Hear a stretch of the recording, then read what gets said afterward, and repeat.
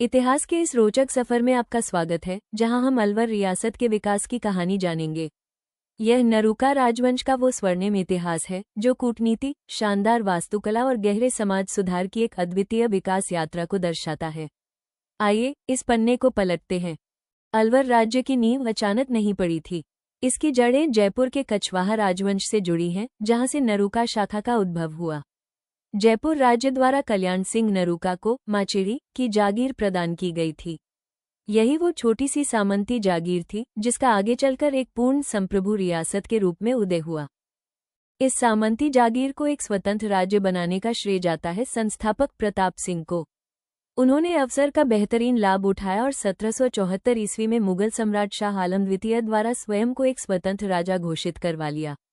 ठीक एक साल बाद 1775 ईस्वी में उन्होंने अलवर पर पूर्ण अधिकार स्थापित किया और इसे अपनी नवगठित रियासत की राजधानी बना दिया।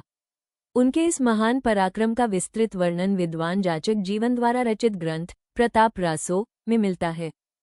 प्रताप सिंह के बाद बख्तावर सिंह ने सत्ता संभाली, जिन्होंने राज्य में स्थिरता का युग ला दिया। 1 नवंबर 1803 को लसवाड़ी के युद्ध में उन्होंने सिंधियाओं के विरुद्ध ब्रिटिश ईस्ट इंडिया कंपनी की सैन्य सहायता की। इसके तुरंत बाद 14 नवंबर 1803 को उन्होंने ब्रिटिश साम्राज्य के साथ एक ऐतिहासिक संधि कर राज्य की सीमाओं को हमेशा के लिए सुरक्षित कर लिया। लेकिन वे केवल एक कुशल योद्धा नहीं थे, वे एक उत्कृष्ट कवि भी थे, जिन्होंने बख्तेश और चंद्रसखी के उपनाम से उच्च कोटि की काव्य रचनाएं की। सौंदर्यशास्त्र और वास्तुकला का स्वर्णकाल विनय सिंह के शासन में आया। उनके समय में अलवर अपनी अप्रतिम वास्तुकला और प्राकृतिक सौंदर्य के कारण राजस्थान का नंदन कानन कहलाने लगा। हालांकि उनके शासन में उत्तराधिकार का एक बड़ा कूटनीतिक विवाद भी हुआ। मूसी महारानी के पुत्र बलवंत सिंह के साथ विवाद होने पर अंग्रेजों ने हस्तक्षेप कर दोनों को अलवर का राजा घोषित कर दिया। बलवंत सिंह को नीमरान और तिजारा के परगने सौंपे गए। हालांकि उनकी मृत्यु के बाद ये क्षेत्र पुनः अलवर में मिला लिए गए।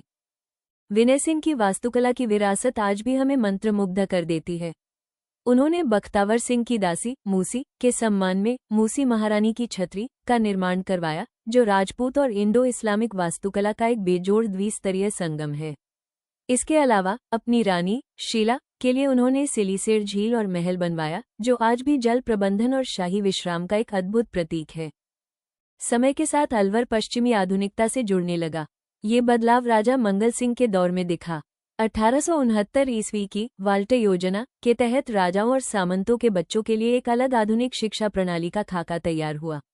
जब 1875 में अजमेर में प्रसिद्ध मेयो कॉलेज की स्थापना हुई, तो अलवर के मंगल सिंह इसके इतिहास के सबसे पहले छात्र बने। अलवर के इतिहास में सबसे बड़ी सामाजिक क्रांति महाराजा जयसिंह के नेतृत्व में आई।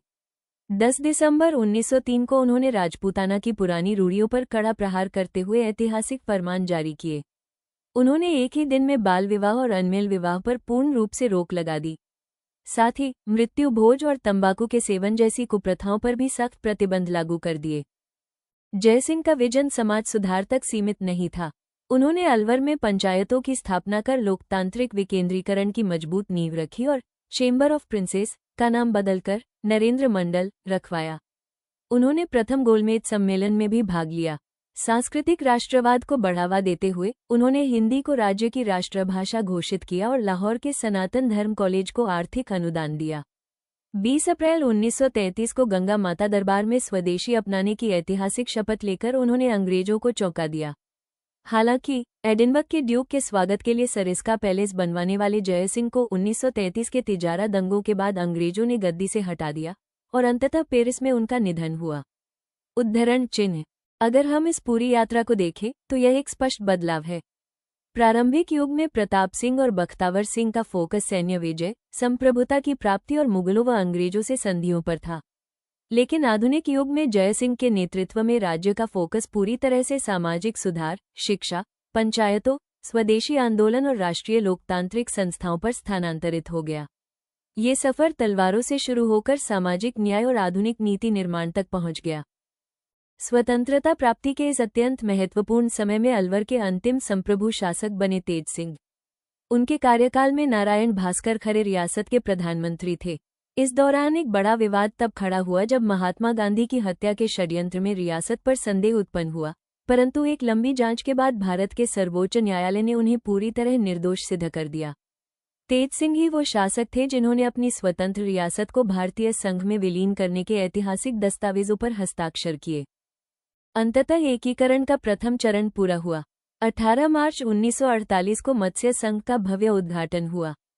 इस संघ में अलवर, भरतपुर, धौलपुर और करौली की रियासतें शामिल थीं, जिसका नामकरण कन्हैयालाल माणिकलाल मुंशी के सुझाव पर किया गया।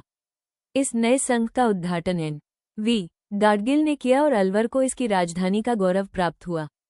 5,20,000 की विशाल जनसंख्या का योगदान देने वाले अलवर के प्रजामंडल नेता शोभाराम कुमावत को इस मत्स्य संघ का प्रधानमंत्री बनाया गया। नरूका राजवंश की सच्ची विरासत केवल इन खूबसूरत किलों और महलों में ही नहीं बसती, बल्कि उनकी निरंतर अनुकूलन क्षमता में है।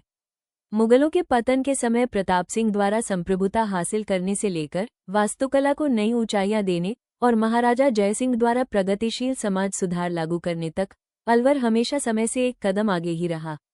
और अंततः जब स्वतंत्र भारत का सूर्योदय हुआ तो ये रियासत स्वेच्छा से हमारे महान लोकतांत्रिक गणराज्य की नींव का एक मजबूत पत्थर बन गई। Don't forget to subscribe, like, share, comment if you enjoyed this quick revision.